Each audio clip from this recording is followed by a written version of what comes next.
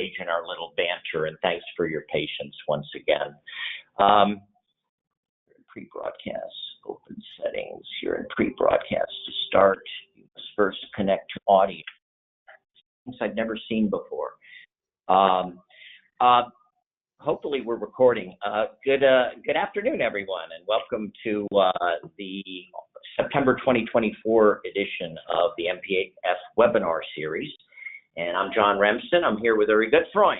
Uri, how are you? I am great. How are you? We are in the same office in Manhattan and want to thank the Tabish Group for hosting us. And we've been dealing with a few technical issues, and hopefully we've got it worked out. Got a great panel with us today, everyone. And I want to briefly introduce Amanda Koplos, current president of ALA, the Association of Legal Administrators. Hi, Amanda. Hi, how are you doing? I'm great. A little out of technology, Are you 100% we're broadcasting? Because it still says we're in pre-broadcast mode over here. I know it says that, but I am seeing things I've never seen before. It says it's recording. It does say recording. Broadcast. John, is there a place to, I'm hearing from some of our viewers that they're having trouble. They only see slide, no face. Is that possible? No faces. Do you have to share the faces? At this point, I think anything's possible. And okay. I'm not sure what, again, I'm kind of at a loss here on the technology. Uri, mind the shop here, and they're saying, I'm showing screen sharing. I'm showing all five of us on video. Me too. I think tech support is on their way to you. There's Morris, and there's probably a way to share it. I also don't see the timer. The timer's not changing. Okay. Yeah. The attendee list. Okay.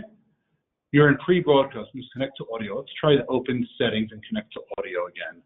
Let's try this. Can't access. That means we're getting the sound on both places.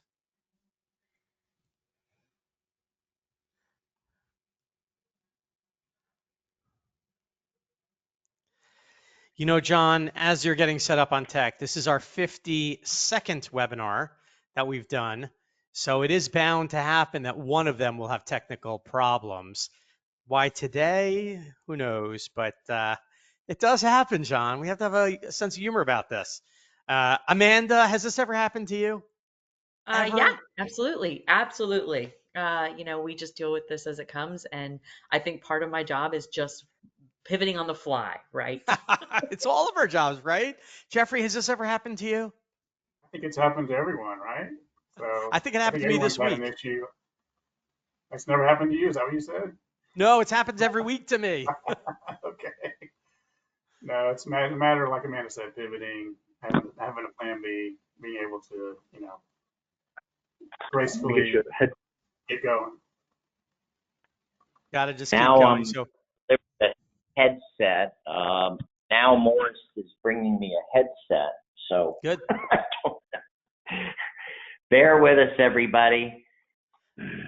If we're in pre-broadcast, I don't know that everybody can hear us. So. Yeah, I'm getting messages that nobody can hear us or see us.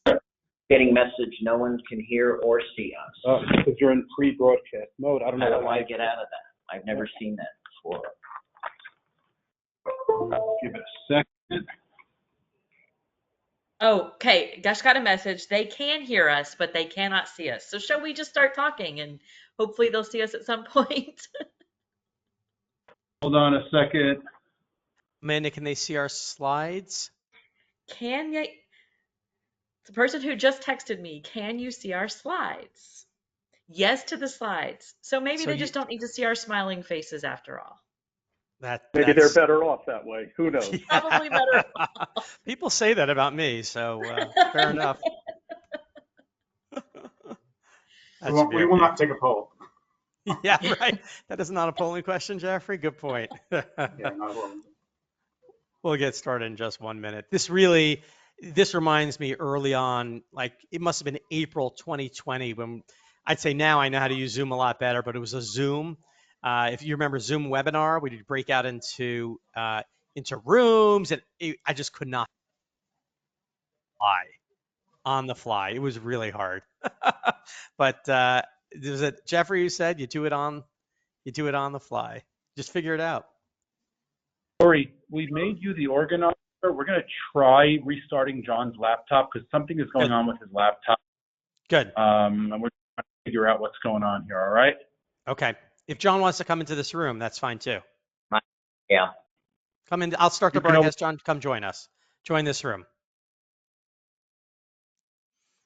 John and I have done 52 webinars together, probably 20 in-person presentations. So he could pretend to be me. I could pretend to be him. I'll be taller and skinnier. He'll be even more bald, be more balding like me. How's that, John? Well, if they can't see us, we can be anything we want to be, Ari. That's true, but we're going to be on camera, I think. So even the voice, I can imitate. I can imitate John. Give it a second. Let's see if it comes up now. Right, but then again, I don't have the PowerPoint. Now that I'm thinking, I don't mind doing it from here, but I don't have the PowerPoint, or I could bring. Well, the question is, how do you get out of pre-broadcast mode? So. How do we get my mic? All right. Okay. Thank you to our participants who are hanging in there. We're going to figure this out in the next 1 minute, 2 minutes maximum. John, I think you come here and take over my machine, and I'd be happy to relinquish it if that works. I know John is doing that. John is rebooting. So, Amanda, people can hear us? If you can hear us, give us a thumbs up. I think I saw a thumbs up before. They can hear us.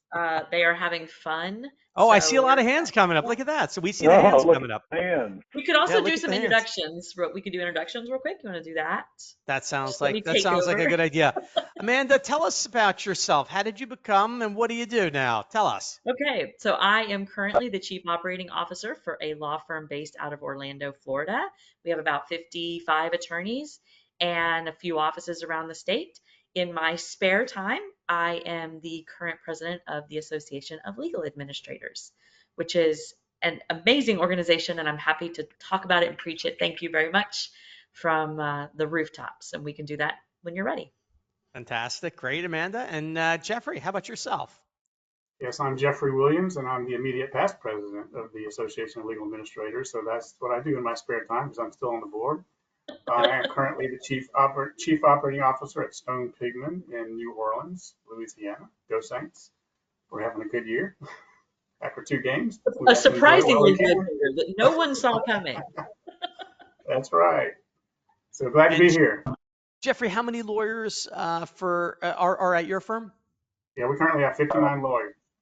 59 lawyers, okay.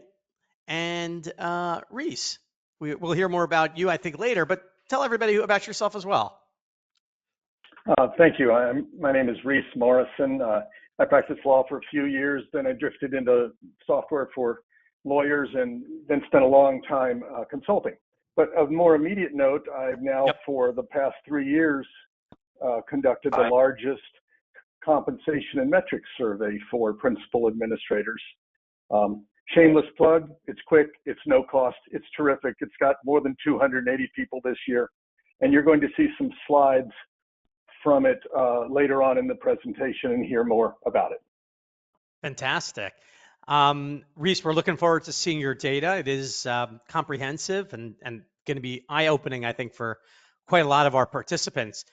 Amanda and Geoffrey, just because it is the topic that we'll be talking about, by way of background, where have you seen the role of the firm administrator change? I know, Geoffrey, you're the past president. Amanda, you're the current president. You've seen a lot.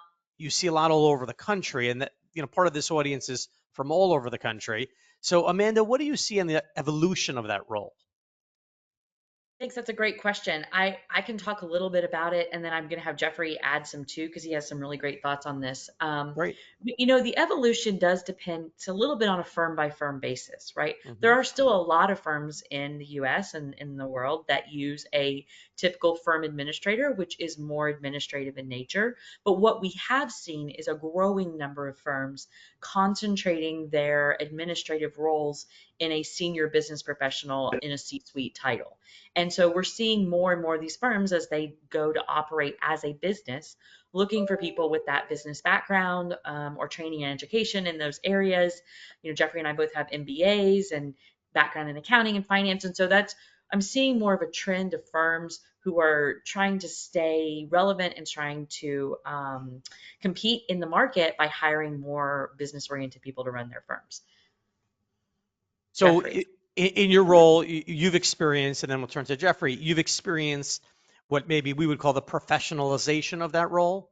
Sure, absolutely. I mean, and some of it has grown with my career as well, so that's hard. Sure. But ALA has grown a lot. We've seen a lot more people in that higher level. The administrators aren't getting coffee and making copies anymore, right? That's and so many of that role in our 53-year history, that's where it started. It was much more day-to-day administrative in nature. So yeah, so over time, like I said, I've been in ALA for almost 20 years. I've seen definitely, I think professionalization is a good way to put that.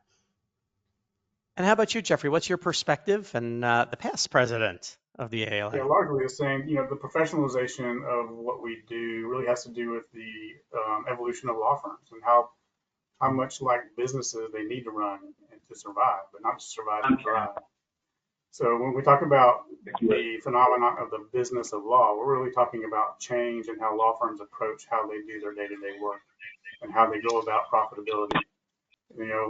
The classic law firm model really has changed. You want to or share? evolved into one that is business focused, business conscious, business aware. Can y'all hear So, me? Am I in now? We can hear you. Yes. Welcome, John. My You God. sound perfect. You sound perfect, John. Share screen. John, I'll bring as you up to firms- speed. Please go ahead, Jeffrey. Continue. And This it's- is good stuff. As firms become more business aware, they start to understand their business I don't know. needs. It really has to do with competitiveness in the marketplace, competitiveness for clients, but also the demands of the workplace person. Like, in the past, we could say we've had I a certain can't kind of hear anybody workforce. now. In the future, we will have a different kind of workforce. No, I can't. And what we're in the midst of is a lot of change happening with technology, with the expectations in society, Yeah. with what law firms have to do to gain and retain their clients, what they have to do to gain and retain their talent. And all these are business and change management and organizational management ideas Just a chat. and information. Now, you're not trained to do those things in law school. So law firms are starting to, and have been for a while, but really more pervasively starting to recognize the need for strong business professionals and strong business leadership within their firm. Sounds like, yeah, John, we hear and see you perfectly. All right. Is the screen up as well? It is. Perfectly. It is. Oh my Perfectly. God. Morris, Perfectly. I don't know what you did, but Lord, send me a bill. I'm sure it's going to be a fat one. John, you did great. Everybody, thank you. And Uri, I've been kind of hearing, and thanks for picking up the lead and introductions and all those good things. And let me know when y'all are ready to jump into the show, and I'll get going, caught up with you. We are ready. Amanda and Geoffrey gave us some background on themselves, their role, the evolution of sort of the legal administrator, professionalization.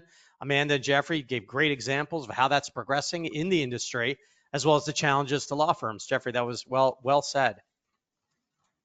Well, thank you again, everybody, for holding tight and picking up the slack while I'm jumping in here, and appreciate those of you who've hung out with us. Uri, we did our welcome. Everybody knows Uri, and I'm out there, and this is our number 52. Our guest speakers, I heard Amanda, Reese, Geoffrey, self-introductions. Great, welcome. ALA, did we talk a little bit about ALA and its offerings? Yes, can I? I'm excited. Yes, let's Okay, pick so up ALA, there. I mentioned, has been around for 53 years. We have about 9,000-ish members across the world, and 83, I think, chapters. And, if you are interested in the management of law, you are eligible to be a member. You don't have to be a primary administrator. You can be a director of HR. You can be a managing partner. We have a lot of managing partners who are members. But if you want to connect with and be educated by your peers and have knowledge resource training of all things business of law, we're your person. We do have our own compensation and benefits survey. Reese is going to talk about his in a little bit, which is focused specifically on a role. Ours covers a lot of different roles, all the roles you'll find in a law firm. We go everything from attorneys all the way up. Our survey results will be released on October 1st. You can pre-order now on our website, and I hope you will do that. Thank you, Amanda. Geoffrey, you're the immediate past president of ALA. What say you about the organization and why it's such a valuable resource for law firm leaders? I think if you interviewed most of our members in ALA, all of them would say, I couldn't do my job as well without ALA because I have a peer network, I have educational resources, I have people I can talk to, I have research I can obtain, I have the salary survey that Amanda just mentioned that I can understand how compensation is shaping in other firms across the nation. And so it's really a home for resources, networking, education, and connecting, and all the things we need to know and learn and grow to do our jobs the best we can and to be business professionals and business leaders within the legal community and the legal industry. And one great resource at ALA is that job bank. Fantastic. If you're searching for a marketer, an administrator, an HR professional, ALA maintains a wonderful job bank. And I believe non-members can go in and take a look at the postings and get a sense of, for maybe firms in your state, in your city that are looking, and you'll see job descriptions. And it's a great resource if you're looking to recruit C-suite or firm administration. And, fantastic. Check it out if you're not familiar with it. And we encourage your firm administrators should be actively involved in ALA chapters all over the country. Great programming, great community, just a wonderful resource. So we're delighted you are here with us today. A couple of shameless plugs for some things we're doing. A fall women's program, Women in Leadership. Amanda is on our faculty, and it's all women. Elise Holtzman, a co-chair, Erin Higgins, and as well Linda Perez Clark from Keene Miller in Louisiana. That's just in a couple of weeks in Chicago. So check it out if you might be interested. And we're building an AI community too. Obviously a very hot topic, transforming the legal profession, the business of law, and we're trying to help managing partners stay ahead of it and get ahead of the competition, save you a lot of time, effort, and energy to try to figure out how to apply AI to the practice. So with those shameless plugs, let's get going. Rise to the C-suite. We got 115 registered. We did some surveys when you signed up. All this is recorded, and we got some handout materials, and we want your feedback. That's our ask of you, is to give us your feedback on the program other than technology. What did you like? What didn't you like? Topics for future, and don't be nice to me on the technology, because I got a black cloud that follows me around. This is our first live audience polling question. We scatter these throughout. Let me pull it up, and everybody knows how to do this, and except for me, apparently. Engage attendees. Poll. So our first polling question, this is for the benefit of our faculty more than anything, and that is, what is your firm size? And let me pull up my poll, URI tools, polls. There we go. How many lawyers at your firm? Let's go ahead and launch this. And I like to tease that I'm in Georgia. We know how to count votes, and we can recount them if necessary. But firm size is on the call. If you would, go ahead and register that. We've got about 2/3 of our participants weighing in, and we're sitting at about 80 people right now. And here are our firm sizes represented today. Mid-law is really our sweet spot, the 25 to 100 lawyer firm. And sure enough, that's who's here on today's call. So with that, I'm jumping around here on a guest laptop, bringing on the data. When you registered, we asked some questions. Drop down. What title best? What term best describes the title you bestow to your firm's principal administrator, COO, 41%, a lot of others. What do you think about titling, Geoffrey, Amanda, the title that principal administrator holds? I think it's really important that the title reflect the duties of the administrator.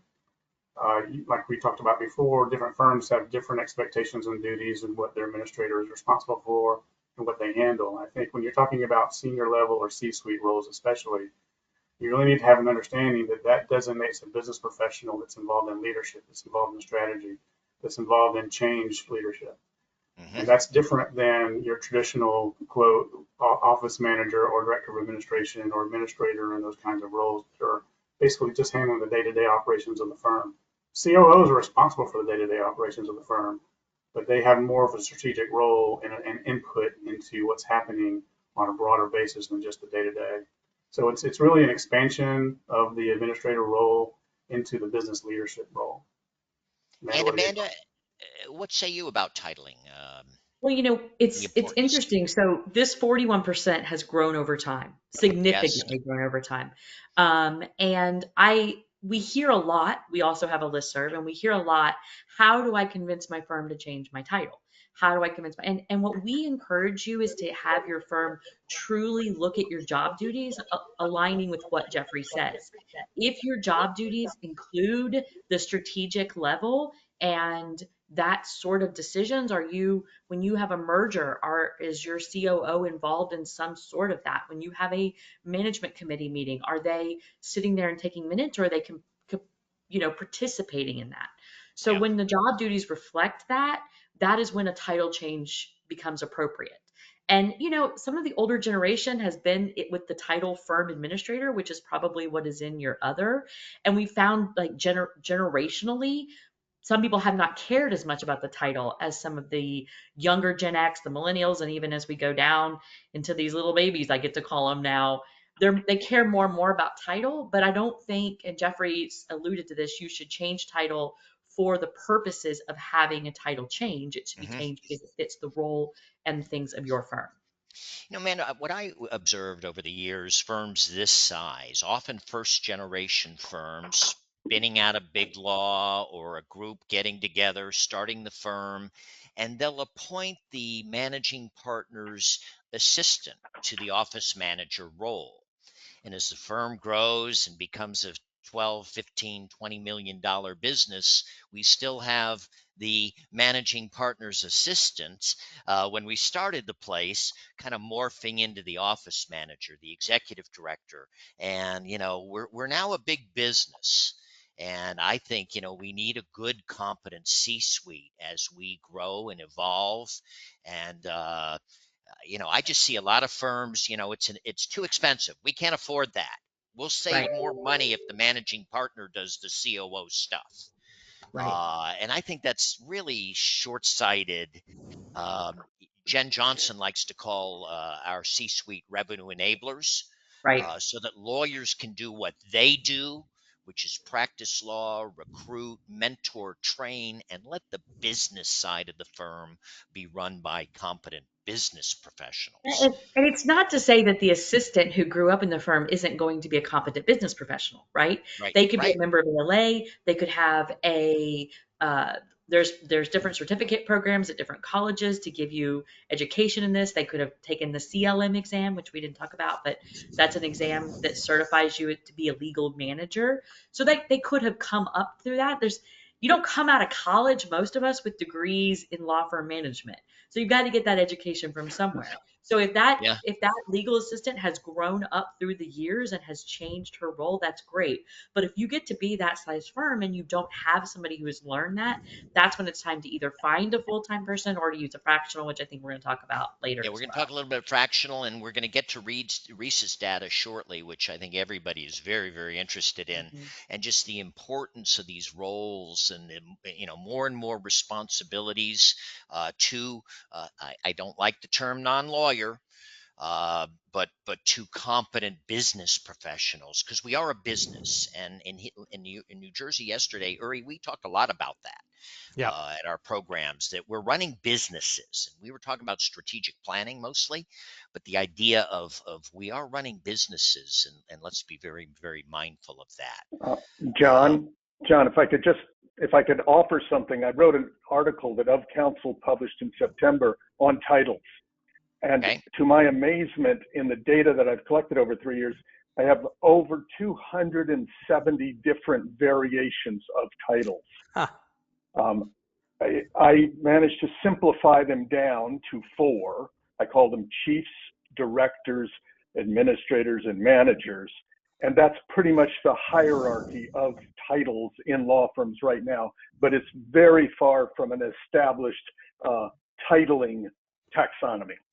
Okay. It's as straight as calling somebody an associate versus a senior counsel versus an of counsel versus all of those things. All firms have those. They're all different in all firms too, right? So yeah. Absolutely. Every firm's, although we deal with many of the same issues, I mean, we see Can't get our titles straight there either. firms are very different, the cultures and all that good stuff they maintain. So there's a little bit about the titling. To managing, just the term managing partners, that's the title most law firms bestow to their leaders, managers. And it's like, come on, can't we be leaders and less managing, more leading? Really, really important. So let me jump back to that, and here's some more data. The compensation, we just asked for the ranges, and Reese is going to really drill down on this, but just the ranges of what firms pay their principal administrators, firms on this call, and a wide range from less than 100K, 300K and more. 25% of firms on this call are paying their principal administrators some pretty good change.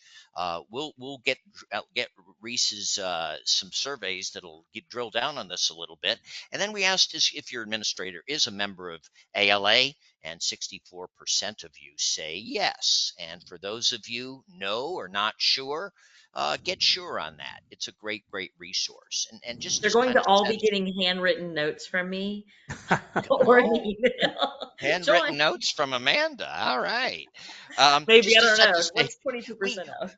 we asked the managing partner, and we do a survey every other year, and this is our 2023 iteration, and we had these are the titles that the people who took our survey have: managing partner, COO, CEO, president, chairman. Titling is interesting, and we asked if managing partners have job descriptions. We think they should.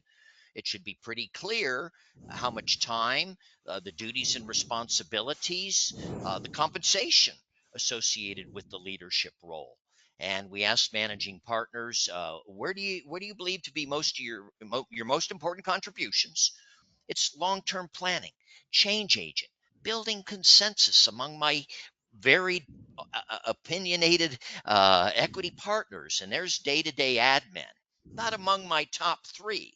And we say managing partners should not be doing day-to-day admin. That gets to the COO and the C-suite. And we ask the managing partners, where do you end up spending your time? And you can just see where the day-to-day admin, HR, oh my God, there's always something, just eats up a lot of the managing partner's time. Get a COO in there, trusted, empowered to make decisions, back them up. The skill sets of a COO. Geoffrey, what do you think are critical skill sets for an effective law firm COO? I think you can, have all the generic skills, and they're well known for any business leadership. But I want to talk about mindset. I think you need to have Mindset. 3 particular mindsets in your leadership. Number 1, a growth mindset. This is in contrast to a fixed mindset. A growth mindset is one in which we can always grow. We can always get better. We can always do things better. We can upskill. We can have our people grow in their abilities and capabilities. A fixed mindset says those things are fixed. We can't really change them. The other thing is an entrepreneurial mindset. law firm is a business, and yes, it is an art, and it is there's a contrast between those two things, but you have to join them together to really have a functioning law firm in this market, in this world today. And so what is your entrepreneurial bent?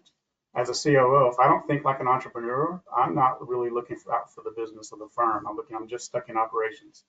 And so a really strong C-suite person is thinking about the broader picture, how the firm fits in the market.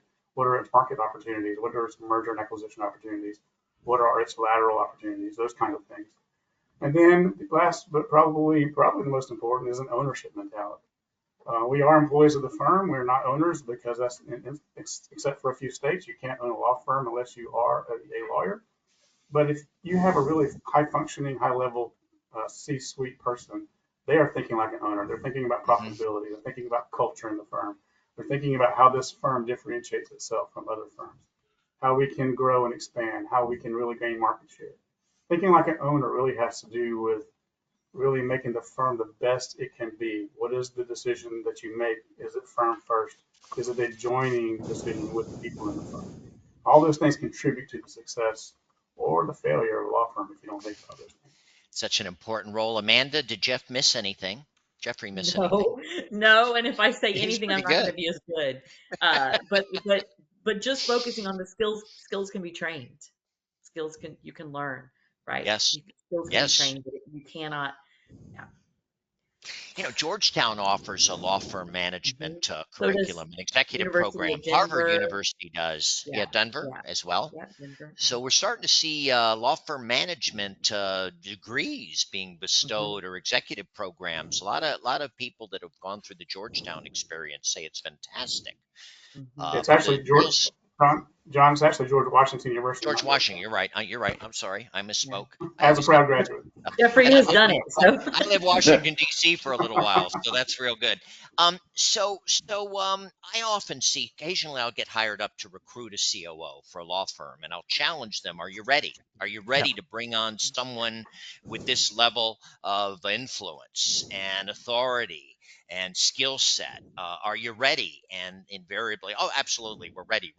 And are they really? And because you're going to give a lot of authorities to this position, and I see candidates come up strong HR and or strong finance.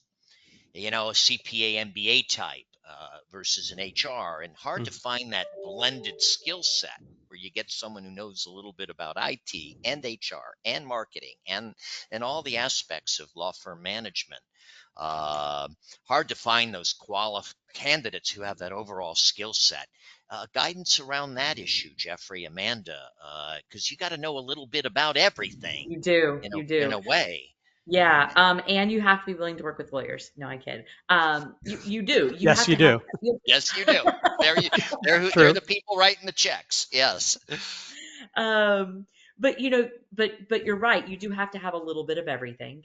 Sometimes, though, at this role, you are also managing people that know a little bit of everything, right? So, like, while I could potentially learn my controller's job, my job is more managing my controller and helping her and being that asset to her when she needs a second set of eyes. Same thing with HR. I don't know our benefits plan inside and out, but my director of HR does. And so if somebody has when I go to do the renewal, that's where I'm thinking strategically. I'm working on the renewal actively, but then when they're throughout the day, if they, can't get a doctor covered, they're not coming to me. So much of that skill set is that people management if you are at a mid-sized firm where you have director levels underneath it, right? Yeah. But these skills are very transferable. HR is HR, right? In any business, HR is HR. IT, you could come from any professional services firm. You could come from banking. You can come from a family office. All those IT is the same. Same thing with marketing is very similar in some marketing strategy. So you don't need to have that law firm background. You can be a COO of other types of companies and have that really skill set. What you'll miss is like the nuances that come from law. You'll miss, I don't like when I started, I didn't know what a trust account was. I very quickly learned our trust account had never been reconciled, which is why I was hired in the first place. You won't know those nuances, but you will know partnership account. You can know partnership accounting by having an accounting background. to John, find. we have Yes. one of our participants said financial, HR, and somebody said IT, which is maybe an increasing role at I would the say, Absolutely. yeah. administrator. I'd say that, Absolutely. like my job when I first started 20 years ago in law firms, I Yeah. probably had less than 10% of my job being something in IT. And that was really just making sure that the server in the room had the air conditioning that Right. it needed, right? And the Get the air blinking conditioning out. lights My that role were was to make sure required. that it was Yes. cool, Right. right? But now I do all, like I would say 40% of my job in some aspect Yeah. has to do with IT. Running payroll. Are you using an HRIS? Running, it's just so much more that it has grown. And yeah, so it becomes a cybersecurity alone. I mean, how do you Yeah. keep up with that? Well, AI is, hot, and I think we almost are tired of hearing about AI and all the impact it's going to have. But it is. There's a lot going on here, and it's happening fast. IT and AI really, really important. Integrating that into your practice, and that may have HR implications. Robots can do work pretty fast and accurately.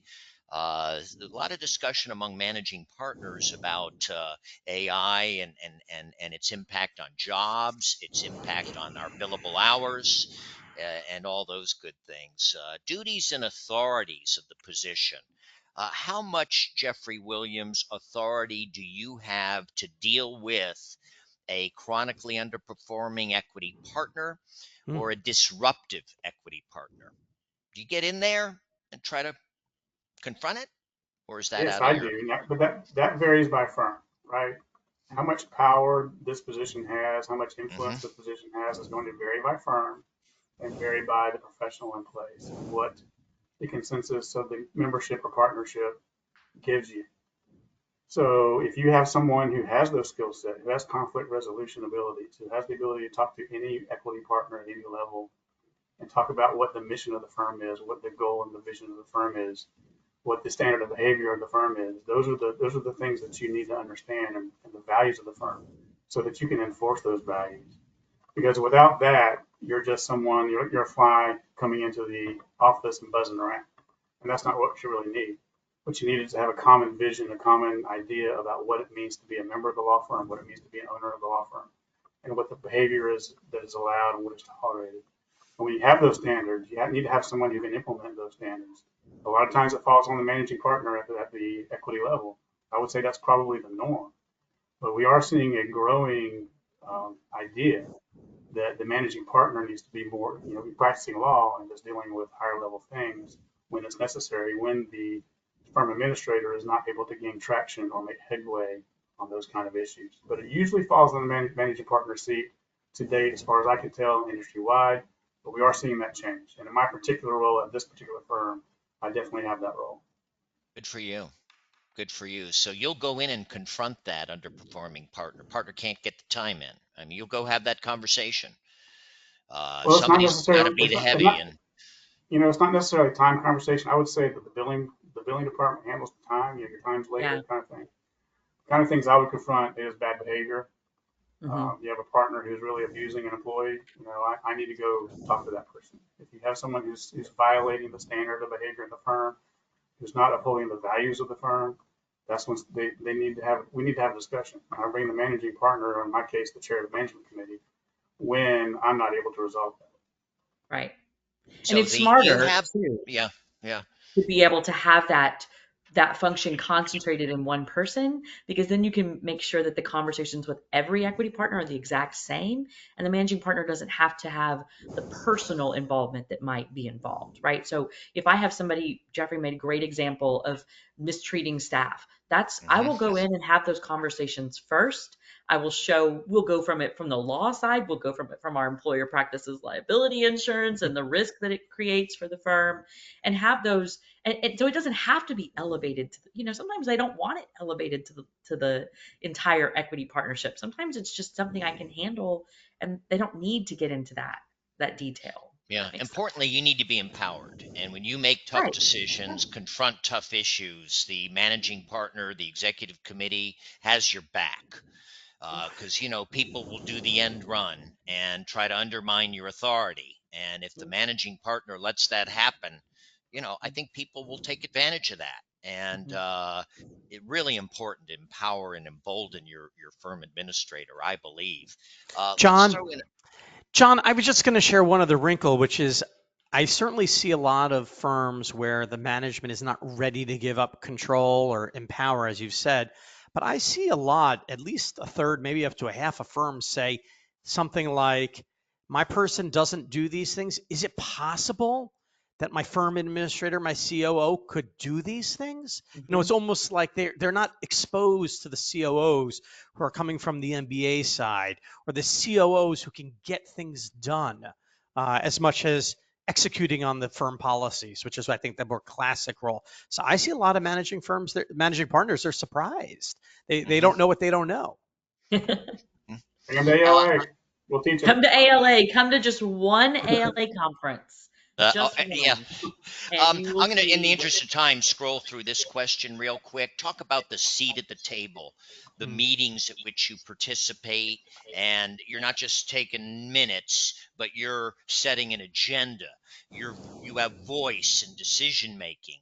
Uh, Amanda, talk to us about your role at partner meetings, executive committee meetings, and yeah. your voice within the firm. Yeah, I definitely like the term voice at the table, right? I feel like when I got, 10 years into my career, I had the seat, but I need the voice, right? It's a completely different concept. And you're right, from taking minutes or making coffee or ordering the lunch order for the things. I have Right. a group of people who do that. In our firm, the way our structured is that our equity partners make up our management committee. In issues that require voting, they vote. But in every issue, if I have an opinion on it, they will hear me, listen to my opinion, and take it under advisement if it's something that needs to come to that level. A lot of things I've already done, right? Like if a server needs to be replaced, I've replaced the server. But if we are switching out our practice management software and it's going to impact their day to day, they might want to vote on that. In which case, I don't technically get a vote because you can't vote on a partnership, but my voice would add to the Decision. expertise in the room, right? Hmm. Jeffrey, I Hmm. think you're pretty similar to that. Hmm. Yeah, very similar. And it's, it's that consultant role in the room. You're asked about things, you're consulted about things, you're involved in the discussion, you're providing your thoughts on it, you're contributing to the discussion. And also, I would say when you're talking about strategy, what does the seat or voice at the table mean? It means you're also involved in the strategic direction of the firm. How are you, in this role, how are you involved in those discussions? A lot of firms, traditionally you'll see the administrator or the principal administrator not even involved in those discussions. Yeah. Well, it's hard to have a good business direction without your business leadership people in the And room. it's a, I walked So into get those firms people in the where room, because they have the, a lot of ideas and thoughts, and you got yeah, change management, change leadership, strategic right. leadership. All those Lawyers things are, are really important. firms where the partners meet and the principal administrator isn't in the room. Now, there It are times baffles when me. the It principal baffles me. administrator should be excused, but Right. man, You either don't trust that person to be in the room, well, they're not a so lawyer, don't or you you have the know? wrong person. Yeah, But what are you talking about that's so secretive? I Hmm. agree. I agree. You're What's so part of the secretive? team. You don't You're try. part of the team. Exactly. Like your lawyers, some of them don't have loose lips. I mean, Right. I've done Right. marketing retreats where the marketing people aren't invited. And it's like they're going to implement a lot of this stuff you talk about. They want to be involved in that conversation, but well, they're not a partner at the firm, so they don't belong at the table. I mean, that's nonsense. And you still see it in a lot of smaller and mid sized firms. If you're not a lawyer, if you're not an equity partner, you can't possibly add too much value to the conversation. So let's throw up this polling question real quick and then move on and get Reese to share with us what he's got. And Reese, thanks for bearing with us here. This is our launch of this question, which is wait, wrong question. I'm sorry. I didn't want to do that one yet. I wanted to do this one. Boy, it's hard working off one screen when you're used to working off three of them, Trying to fumble my way around here. And here it is launched. Does your firm's primary administrator attend most, if not all, management/executive committee meetings at your firm? And Amanda, what do you think we're going to get here when We're- we do the reveal? I'm loving it as it's coming in. This 85, 86% is great. Like I love seeing this. Um, Is it more than you might have thought? yeah, well, maybe a little, yeah. Yeah. Here are our It might depend results on to how that you define question. attend, you know? Are you just attending, like we said before, taking Yeah, minutes, or are you taking actively minutes. engaged and participating? I think if I'll you never. think demographically, we had 50% of people on this call that have mid-sized firms, or we're at 75% mid-sized and larger. So that probably makes sense in some smaller Mhm. firms that they don't have a business manager. They might not be inviting that person in. I remember years ago stepping into a law firm in upstate New York, and it's my first meeting with the equity partners when their big fancy conference room. They all gather around the table. They each have their regular spot. And you don't sit in Jim's spot. That's Jim's chair. It's like, and the administrator sat at the credenza off the table. And I leaned to the managing partner and I say, why is George sitting over there? Well, that's where he always sits. And it's like, can we invite him to the table? I don't see why not. And going forward forevermore, he was at the table. I mean, but that's the way he's never sat at the table. It's just interesting, the traditions and the way we've always done things. And, you know, man, these folks have great things to contribute if you'd only let them. If you'd only let them. So let me back here. Uri, did I close the polling question properly? Yes, you did. You know how I am. And now reporting relationships. I assume every COO should report directly to the managing partner, straight line and dotted reporting relationships to other folks. What do you see there on reporting relationships that works well in most mid-sized firms? Yeah, you know what I always say, one of the benefits about ALA is that when I'm at a law firm, everybody either works for me or I work for them. And there's a lot of dotted line reporting in ALA in law firms, right? And so one of the benefits of ALA is that you have all the people, they don't work for you or you work for them. But yes, in most firms, the equity partners, it depends on how much power they concentrate with the partners itself. So some firms will have a paralegal partner, and the administrator will report directly to that partner in aspects that are regarding the paralegal or the business development partner. So it depends on how they concentrate that. But like in my firm, my ultimate reporting is the managing partner. But I work hand in hand with the equity partners and all the partners all day. And who reports to you?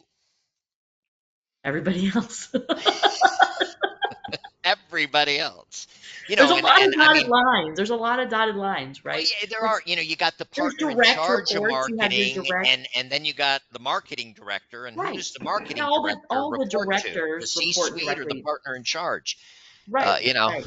and maybe y'all might not agree, and the poor marketers kind of, all right, do I listen to the partner in charge of marketing or technically my COO, who, if I look at the org chart, it's surprising how many firms don't have org charts. That's pretty simple. Draw it out so people have a sense where to go for what, and who your boss is, so you're not getting pulled a million different directions trying to make a million people happy with their sometimes conflicting agendas.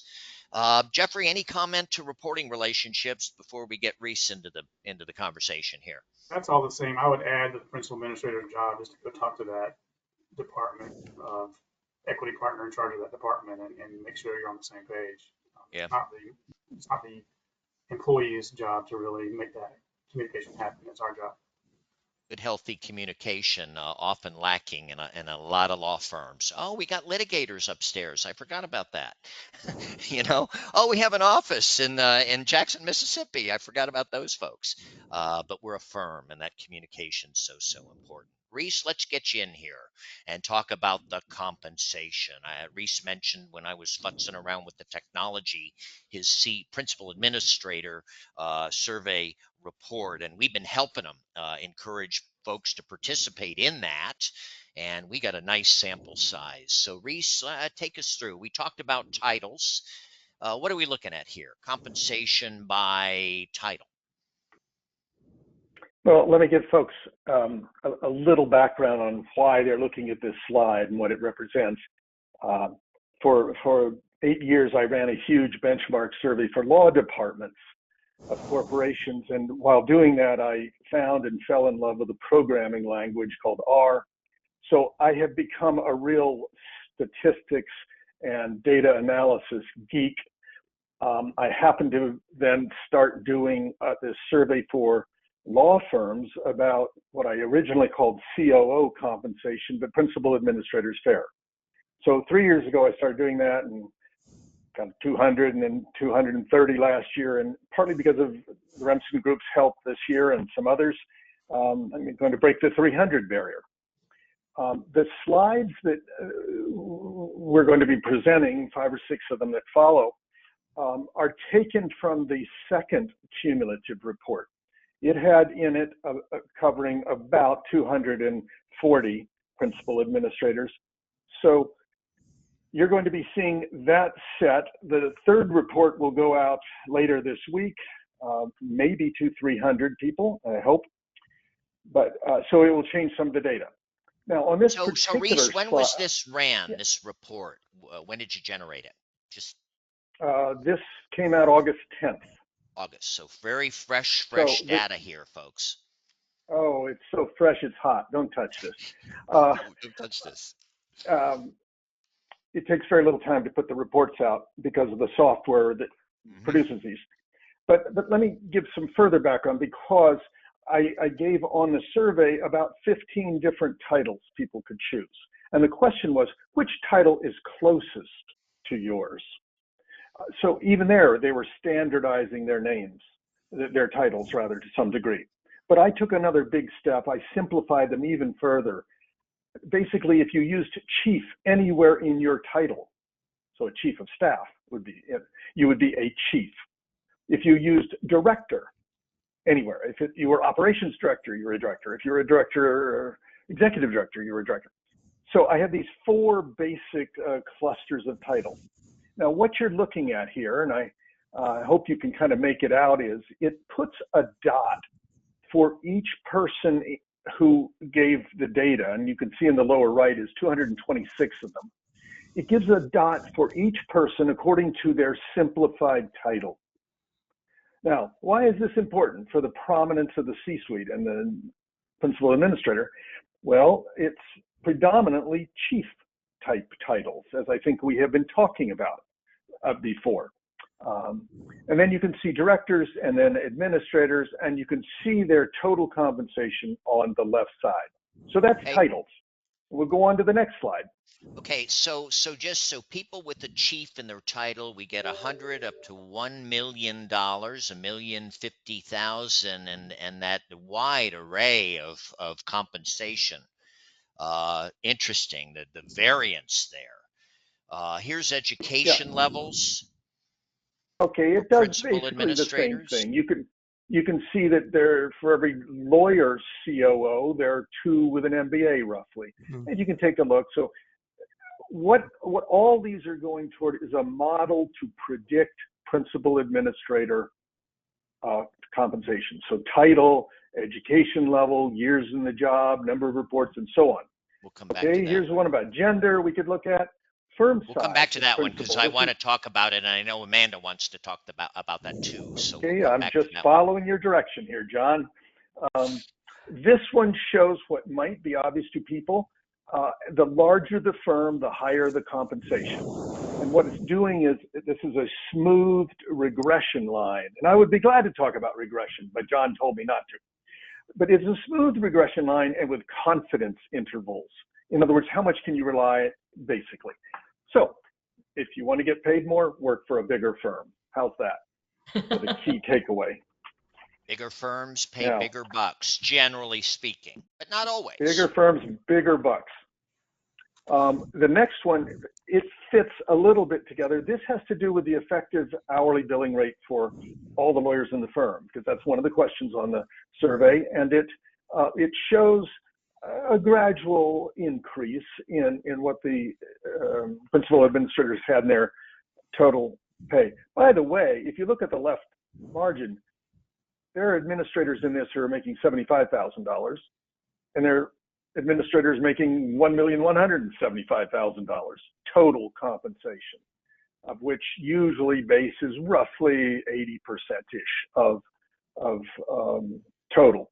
So huge range of people. It goes to the huge range of scope, the differences in law firms, everything that Amanda and Geoffrey have been talking about on differences in this. So One Reese, more. I guess what this is telling us is that firms with higher, blended, I guess that's a blended effective billing rate per lawyer, Well, essentially, higher rate work, higher paid C-suite, generally? it's something to do with profitability also. In general, the higher the effective billing rates, the more profitable the firm in terms of ALM types of measures. But it also depends on the geography of the firm. Yeah. Some firms just can't charge as high rates as obviously New York City and San Francisco firms or Chicago. But you look at that again, when you get the report, if you participate in the survey, there's 45 pages and it goes into a lot more other areas. These were just ones to kind of get people thinking about the prominence of the C-suite and how much these qualified, technically trained people are being paid.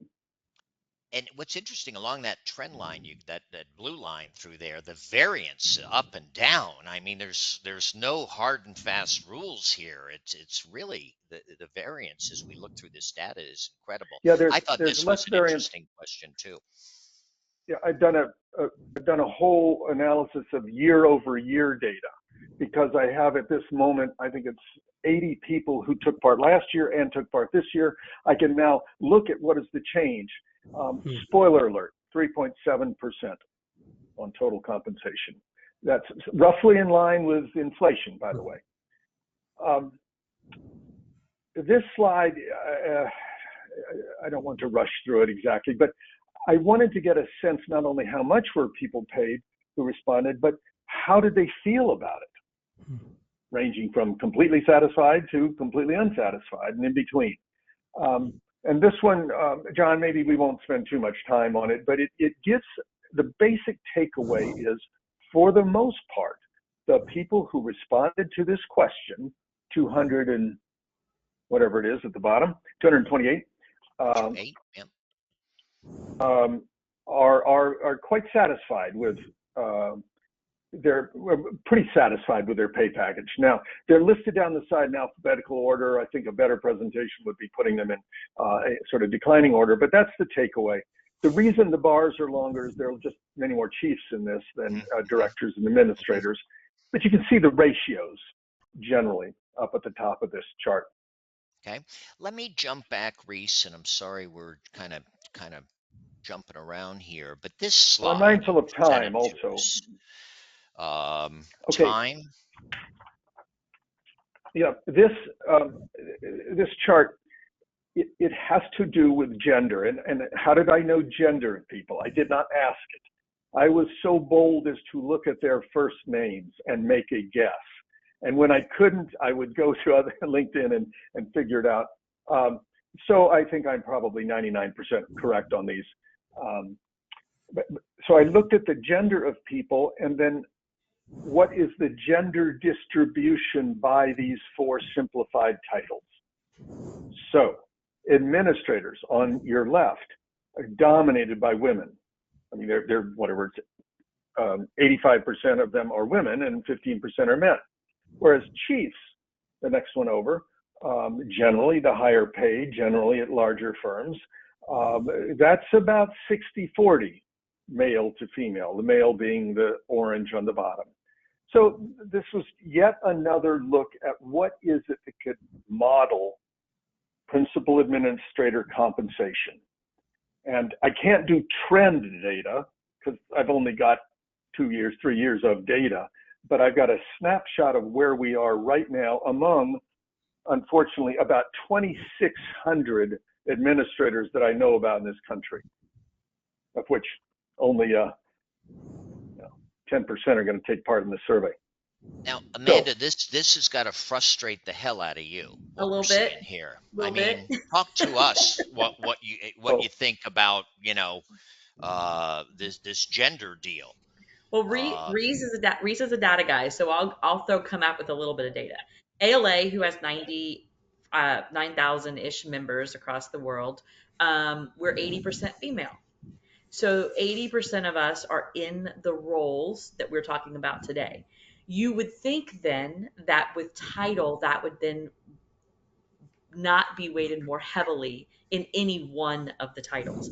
And so it is frustrating because we see that while the chief title, there are more men with that title than there are women, even when our job descriptions are not any different. And I'm not going to proselytize on that. I'm not going to say anything about that. I am yeah, frustrated about that. But I talk to women all the time. How do yeah, I get my title changed? And it goes back to what we talked about in the beginning, which was, does your job match that title first, right? It's not just changing it for the sake of changing it, but then it's also, we use a lot of data. It's very data driven to do that. So it is, but you know Well, what? I bet in a couple of years, Reese, it's gonna start tuning the other way. That's my hope. two points quickly, if I could. One is, of your 9,000-ish members, I don't know how many are principal administrators. So A the lot. ratio may It's change probably there. 80%. It's probably 80%. Oh, very good. It could So be the other point 75. I'd Jeffrey, make, do you know the I think you're exact right. It's about percentage? there, about 75%. It's probably 75%. Yeah. okay. The other point, Amanda, I wouldn't want to put a slide up here because it would irk you even more. There are pay differentials. Surprise, surprise, between male and female. I'm sorry, I just thought I would mention it. I just fell out of my chair. we're working on this, folks. You know, we're Thank doing this you. Thank you. women and law firm leadership. We're targeting women managing partners, and of the managing partners, the firm sizes, we're our data over the years, 22% of mid-sized law firms are led by women. It's creeping up ever so slowly, and we're trying to help women be more impactful as managing partners, and I think that applies to the C-suite as well. Well, and John, this is So also where salary surveys become so important, right? yes, Like Reese's survey, like ALA survey, it's so important because you can't look at pay equity in a firm when there's only one people, right? Like you'll hear HR talk about doing pay equity surveys, and those are extremely important, and you should be doing those and making sure that your legal assistants are, standardized for gender and paralegals, et cetera. But you can't do it within a firm because there's only one person. So that's why it's really, really important to use salary surveys. Reese's is a great one. ALA, like I said, has we do get more granular between the director of HR and the director of IT, and so oh, we do kind of you break all out. get really We get granular in really granular your in by benefit position, but survey. it's very, very important. And surveys Yeah. like that are what's going to help Yeah, that. ALA breaks it down by region, by years. I mean, so Mhm. many different ways Yep. it slices data. It's a great tool covering a lot of administrative positions within law firms. I didn't put this question polling, but I wanted to give you an answer. The principal administrator should be compensated approximately as what? Equity partners, regular non-equity associates. Where is it appropriate to compensate this empowered COO? At what level? Jeffrey, I'll ask you first. Amanda, come back to you. Yeah, so the question is, where should it be versus where it is? So where it should be is really at the equity level. I wouldn't say the senior equity level, but you have to tie the compensation to the professional you want. So my Hmm. advice is define the professional you want and compensate like you should for the professional you want in that role. And once you do that, the compensation equation is easy because you're not saying, hey, he or she, or if they're not a equity partner, are we compensating them like an equity partner? That's not the question. The Yeah. question is, who is the professional you want? What does that person do? And what's it worth? What profitability is tied to it? And how do you compensate that person? Yeah, I have when we're I have, reviewing. John, I've got data on this because last year I asked what percentage of the median equity partners compensation is your package? And the answers coming back were sort of in the 30 to 45% would be most of them. So that's what's actually out there. What it should be, I'll leave to Jeff. He tried to answer that. It's fun as I'm working with a firm, working up a job description, and what are the authorities and the skill sets and the reporting relationships. Let's get to compensation, and oh well, no, we can't possibly pay a non-lawyer more than our lowest paid lawyer, not just equity partner, but lawyer. We can't pay a non-lawyer any more than our lowest paid associate. I mean, that's it, really. That's Yeah, crazy. that's Yeah. what they believe, and it's like that is crazy. You want somebody with some experience, they're bringing value, folks, and you got to pay for that. And Amanda, you and I were talking a couple of years ago. I was doing a recruiting assignment right smack in the middle of COVID, a California firm, and there were a couple other firms, one in North Carolina, one in Ohio, doing searches, similar size firms, and the numbers were at 400,000, and the candidates were interviewing for all three of this position. My candidate sits in Southern California, my client, the law firm, and they're wrestling to pay 250,000. And guess what? They're not getting much interest, and they just couldn't understand why we can't pluck somebody out of an LA firm, to become our principal administrator. Well, $250,000 ain't doing it. It's not getting the interest from the types of candidates you're looking for. But boy, was it an argument to get them to bump it up to a competitive compensation package. Finally, they did, but man, that search took forever and a day because they didn't want to pay for the talent they were looking for. And I'm sure comments to that, Reese, Amanda, Well, I Geoffrey. mean, I was just going to say it does very much depend on firm size, right? And firm revenue. What I encourage law firms and I had this question, I was at an event not too long ago, and there was a potential managing partner that was thinking about hiring somebody goes, how much should I pay? And obviously I'm not going to answer that. We have antitrust guides and I'm not going to go into the actual information. But what I did say was, if you were if you were a company, if you were a restaurant group with the same millions and millions of dollars in revenue, how much would your COO of that restaurant group make? And what benefits would be provided to that COO? And if you Hmm. think about it like that, you're really starting to shift into the mindset that Geoffrey started this whole thing with of business ownership and business Hmm. leadership. Something we're starting to see more and more of is the notion of a fractional C-suite. Boy, we want these experienced,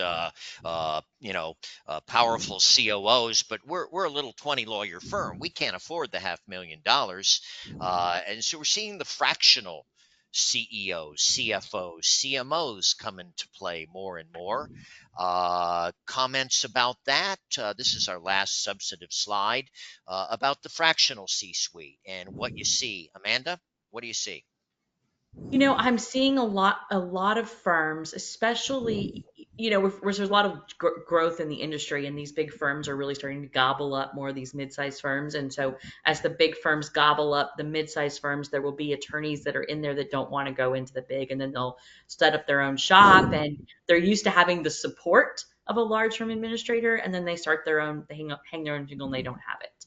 So, a lot of people in my role, I see more and more we'll get one or two small firms and handle all of that. So we're renewing your professional liability insurance, renewing your health insurance. We are recruiting, we are hiring, we're doing your strategic direction, which a firm only needs to do maybe once every 3 years or whatever you're doing. So I think that if you can't go all in, you definitely should have someone, even if you have a firm administrator, they could still be supported by Yes. a fractional COO, Yep. which has a little bit higher level, um, experience, and we don't have peers in our firm.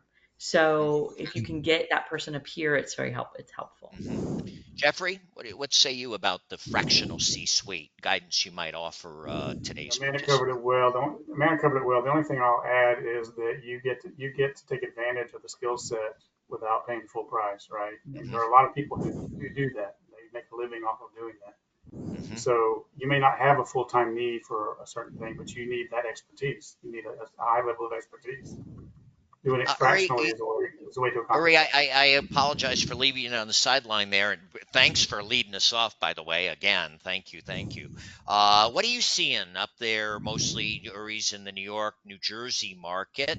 What are you seeing there on Yeah. this fractional C-suite?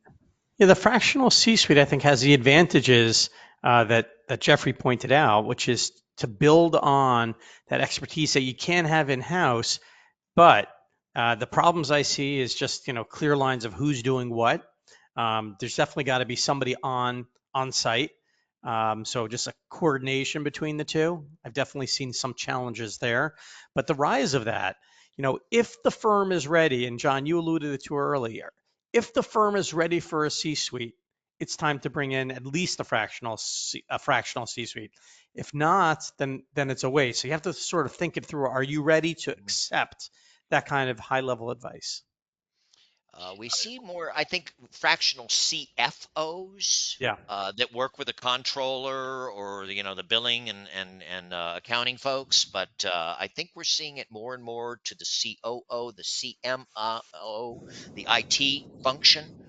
We can't afford a full-time IT director, chief IT director, but boy, we want a day a week, a couple of days a month, and tap into that experience. Yeah. And then, I think we're seeing more and more of that. If you can't afford, the full-time in-house person, there are very experienced people out there. Amanda, you mentioned it. We're seeing a lot of consolidation.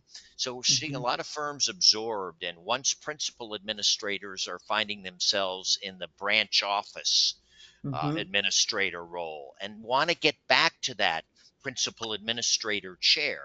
And some of them are flocking to these fractional COO firms, and they're really, really good, and they got that big law experience and much to contribute. And so there is a lot of talent out there as firms do merge and consolidate and eliminate positions.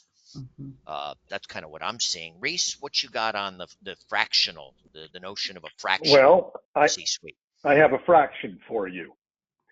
In this year's almost 300 firms, the fraction is 1/5, and about 1/5 of the firms are 23 lawyers or fewer. So, and it goes down to 6-lawyer firm is the smallest one that has a principal administrator. So I agree with everything said about fractional, but a lot of small firms find it worthwhile to hire somebody to do these tasks, carry out this role. Yeah, in the early days, I had two little clients down in Miami, and they both wanted to put marketing in play. This is 25 years ago, and neither one could justify hiring a full-time in-house marketing person, and they ended up sharing one. And they had a good referral relationship, non-competing law firms, and so they split a marketing person that they plucked out of big law, and it worked pretty well for a while. And one firm kind of outgrew that model and ended up creating a full-time in-house position. So there's lots of talent out there. I think there's nothing quite like a law firm, and the politics and the egos and the resistance to change and the love of autonomy. Law firms are tough, and getting people in there who have some chops, little experience, and can deal with lawyers. They can be intimidating and tough to deal with sometimes. So thank you, everybody, and we're moving into our wrap up. Sorry about that, we've run over a little bit, but rough start. Our advice here, anything you all want to add as a panel, is to, as a managing partner, meet regularly with your C-suite, have a good line of communication back and forth, empower those individuals. We want you to participate in Reese's compensation survey. We will send you the link and the follow-up. And if you haven't yet participated, jump in there. And I think, Reese, people will get the next iteration of your report. Not too late to get the next report if they complete it within the next few days. So we'll This send you week. that link, and you gotta complete the survey to get the Reese's report, and you gotta complete the survey in pretty much totality, right? And be willing to provide compensation data if you want it back. And it's all aggregated, it's all anonymous. The reports Reese generates, but you gotta play to get a copy of that report. And I think, Reese, you're working toward a book. Is that correct? Oh, blush. We don't have time. Yes, there will be a book, and people will find about it in due course. So yeah, this is good benchmarking data. We want you to empower your administrators and support your C-suite and ALA. There's LMA for the marketing folks, ILTA for the technology folks. There's associations, and so valuable to your people to find that community of peers. Go check out alanet.org. Go check out its job bank. Great resource. Going around the table, any other guidance, Geoffrey, you might offer managing partners on today's call about the C-suite? I would say invest in your business leadership personnel, whether Invest that's in them. growing somebody, growing the skills of someone who's there, or obtaining someone. You really need to invest in that. It is an investment in your business future. Mhm. Excellent. Amanda, any Yeah, guidance you might leave us that with? was exactly where I was going to go. He stole my line, but yes, you pay for CLE for your attorneys. You pay for professional development for your attorneys. You need to send your C-suite and your administrators to conferences. You need to have them participate in the CLM exam, uh, participate in webinars, like invest in their professional development. Because we just talked about there's no college for this. There's very few colleges for this. Hmm. You're either going to learn it by trial by fire, or you're going to learn it by being taught by people who know it. So invest in your. And so many ways to plug into these groups. You know, they're doing the webinars, they got regional conferences, local chapters, Mhm. job banks, listservs, Yep. so much information to be shared. And, I find a lot of, we're not going to pay for our administrator to go to California to the ALA conference. Oh, please, you Oh, I must do that. guarantee you, I have made my firm back 500 times in finding different vendors or in finding different people or just in knowing people that do things just by being. I make that money back 100 times easily. The That's investment in ALA. not a bad ROI, not a It's bad not a bad ROI. And ROI. it feels so lonely. Yeah, I remember getting hired in as a marketer, and the law firms were just starting to hire marketing people, and you felt alone. No one you could relate to. They just we were new and novel, and to find LMA and that community, and we can. What's working for you? Occasionally, I need a little hug. Lawyers are tough, and to be able to have a crowd with whom you can relate. Reese, any advice you might offer our folks other than participate in your survey? Yeah, I felt I was too coy. My advice is you should get my forthcoming book on 3 years of empirical data about COOs. That's my advice. I want an autographed copy of that book, Morrison. Uri, what you got in terms of guidance? You always have sage words to leave us with. I think the best I can give, again, because I said it a little earlier, but expand your horizon about what a business professional can do for your firm. A lot of firms are still stuck in that mindset of, and maybe it's a historical, not keeping up with the time. Speak to other firms, other managing partners. Speak to John Remsen. He'll tell you what COOs, what a C-suite can do for your firm. John and I did a conference today in New York. One of the managing partners said, and no, this is of a large firm, and said we This is had big a loss. Yeah. partner acting as our COO, and she was contributing 2,000 hours towards this role. And she was making, he alluded to, probably $800 an hour is what her billing rate was. Just think about that. He said Right, it was, exactly. when we finally woke up, we realized not only would we obviously be making more money, but they might do a better job too. Of course they Right. will. So And so often it's expand your overhead. horizons. It's If you hear overhead. nothing else from this It's whole presentation, that All tidbit right, right I remember that call, and I could that conversation. Guy came up to us at the podium as we were kind of wrapping it up, and he said exactly that. The lawyers think they can do it better than anybody else, and it's cheaper to have a lawyer do it. Exactly the opposite. $800 an hour is expensive time, and I would think you'd want it generating revenue, not doing administrative stuff. But lawyers, we got to keep hitting them with the data, and the light bulbs go off occasionally, and that's fun to see. So we got our fall symposium. Women interested, check us out. Our next webinar, we're going to drill down on profitability. And strategies to improve your profitability next year. And Rob Mattern is coming in to join us with a client or two on October 16th. We're recorded, I hope. Uh, we'll send you handout materials. All this data we'll package up, send you the polling results. Give us your feedback. That's your payback to us. We've got 9Sale, an SEO company that does our write-ups, and we want to thank them. So they'll be writing up a recap of our conversation as well. Thank you, Uri, Amanda, Reese, Geoffrey. Really appreciate your time and your contributions to our conversation. And thank you for putting up with me and my technology skill set. Thank Thank you. you all. Thank you all. Thank you for having us. We appreciated Oh, it. thank you. And the rise of the law firm C-suite. There it is, everybody. And Uri, as always, thank you for sharing the hosting duties with us today. I know. Bye, Bye-bye. everyone. Bye, everybody.